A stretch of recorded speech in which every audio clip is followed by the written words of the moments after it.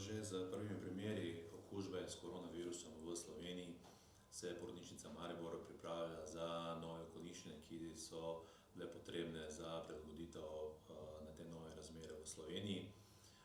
Že v začetku smo vzpostavili tesen stik z Ministrstvom za zdravjem in Republiškim strokovnim kolegijem, ki je podal navodila, kako delati v teh novih razmerah in kako bo potekalo spremljanje nosečnosti za zdrave nosečnice, tiste, ki imajo patološka stanja, in kako bo potekal porod v porodnišnicah v novem okolju.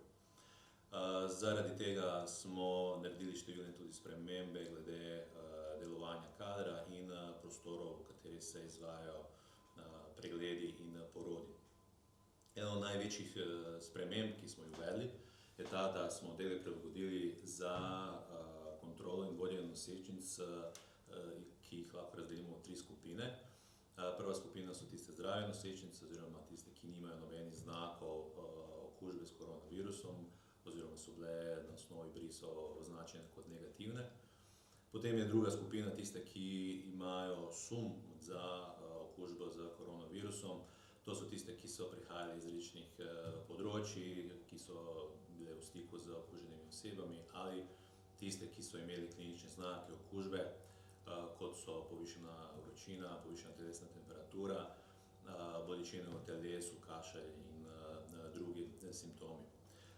Zaradi tega smo v takšnih situacijah bili v nekoliko neprijetni situaciji, kako se prilagoditi za nove razmere, ker v takšnih pogojih nismo vedeli, ali te nosečnice sodijo v skupino zdravih nosečnic ali pa tistih okuženih. Zaradi tega smo se prilagodili na takšen način, da smo ustvarili prostore, v katerih bomo obravnavali samo tiste nosečnice s sumom. In smo pri takšnih nosečnicah vzeli brise in poslali za hitro ugotavljanje njihovega statusa. Glede kontrole zdravstvenega kadra oziroma njegovega zdravstvenega stanja smo naredili premike oziroma spremembe v skladu z navodili Univerzitetnega kliničnega centra Maribor. To pomeni, da se osebje vsak dan pred prihodom v službo izpolni poseben vprašalnik, v katerem so ocenjeni njihovo klinično stanje in drugi dejavniki tveganja, in na koncu službe se enak vprašalnik izpolni.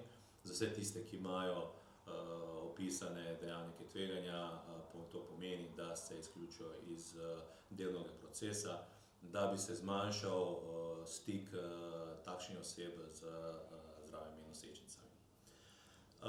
Ena od sprememb, ki vključuje prilagoditev na nove razmere epidemije, je tudi ta, da smo za enkrat ukinili prisotnost očeta pri porodu. Eden od glavnih razlogov je ta, da smo zmanjšali stik vseh nujnih pregledov oziroma oseb, ki prihajajo v bolnišnico, in s tem zmanjšali tveganje za okužbo.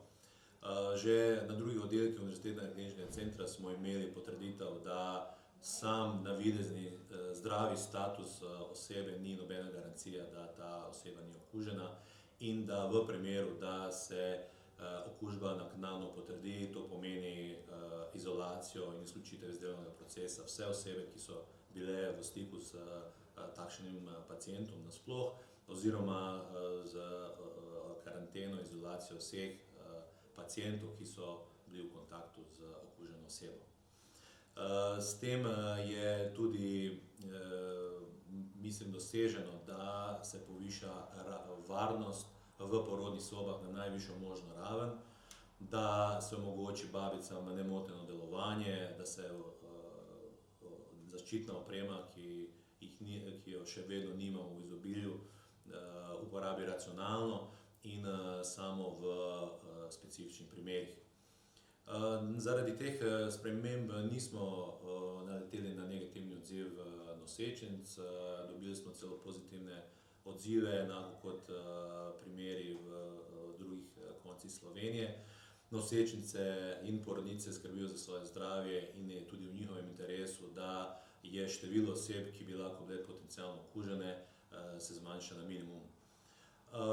Tudi v kontaktu oziroma prihodu v porodne sobe nosečnice pokaže razumevanje, enako kot njihovi partnerji, se izmenjajo vse nujne informacije in ostala komunikacija potem poteka v digitalni obliki, kot je na primer klic po telefonu, pošiljanje slik oziroma videoklic. Po porodu nosečnica gre na drugo etažo porodnišnice in procesi obravnave novorojenčka oziroma presajalni pregledi, ki so se izvajali pred epidemijo, potekajo na isti način zdaj v času epidemije. Po odpustu iz porodnišnice porodnica vsaka dobi navodila, kako spremljati stanje svojega otroka in se dogovori z neonatologom tudi individualno, ali so nadaljnji pregledi potrebni, in za vsaki pregled je potrebno obvezno predhodno telefonsko dogovarjanje oziroma dogovor o prihodu v porodnišnico. Mislim, da ti ukrepi, katere sem opisal, niso dramatično zmanjšali kakovost oskrbe v porodnišnici, s tem se je povečala samo varnost in preprečevanje okužbe ne samo nosečnic, ampak tudi zdravstvenega kadra, ki je izjemno v omejenih številkah, kar pomeni kader, ki je sposoben delati v porodnišnici. Imamo samo tisti, ki je do sedaj delal v porodnišnici in ga ni možno potegniti iz drugih oddelkov Univerzitetnega kliničnega centra Maribor, in s tem se poveča ta pomen poskusa zniževanja tveganja prenosa okužbe. V porodnišnici oziroma v porodnih sobah se pogosto soočamo z izjemno težkimi zapleti nosečnosti in poroda, ki so lahko življenjsko ogrožajoči tako za nosečnico in za otroka, in je od izjemnega pomena, da imamo ustrezen zdravstveni kader, ki bi lahko reagiral na takšne zaplete in pravočasno preprečil zaplete, kot je celo smrt otroka ali pa matere.